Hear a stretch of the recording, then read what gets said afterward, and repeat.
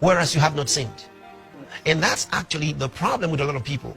There is no way in the Word of God that suggests that masturbation is a sin, because it's a pleasure that you derive for yourself. Now here's something that's very important. Just because somebody enjoys something doesn't mean he's going to continue doing it. Now there are many of you who are actually bound by a spirit of masturbation. Says there's such a spirit. Oh yes, anything we continue to do and allow to control us will become an opportunity for Satan to seize the mastery in that area over us. Whether it's soft drinks you like to take, you can become as bound as someone who's an alcoholic. You see it? Anything that you let control you will eventually control you.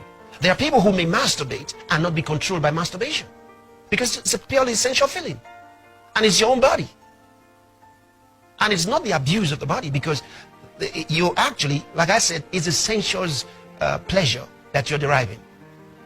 So you are not abusing yourself, as some people say you are abusing yourself. It's not self-abuse. The problem is when that masturbation becomes a controller of your actions, because it can control you. And once it begins to control you, you almost can't do without it. It's like the guy who cannot do without smoking. It's like the guy who cannot do without drinking.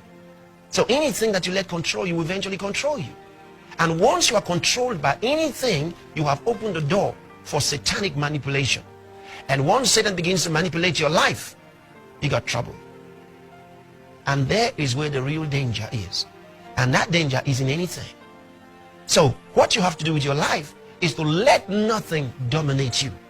Anything that you do without control, that means that you let control you and you're not controlling it, you're not in charge, will eventually control your life and dominate you. And so that's where the problem of masturbation really is. Because it's something that, the more pleasure you derive from it, the more you want to do it. For example, there are those who stick something into their ears, they always endure it. And because of that, they're forever doing it.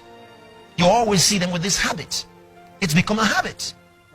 There are those, even though they're adults, love putting their fingers into their mouths and sucking.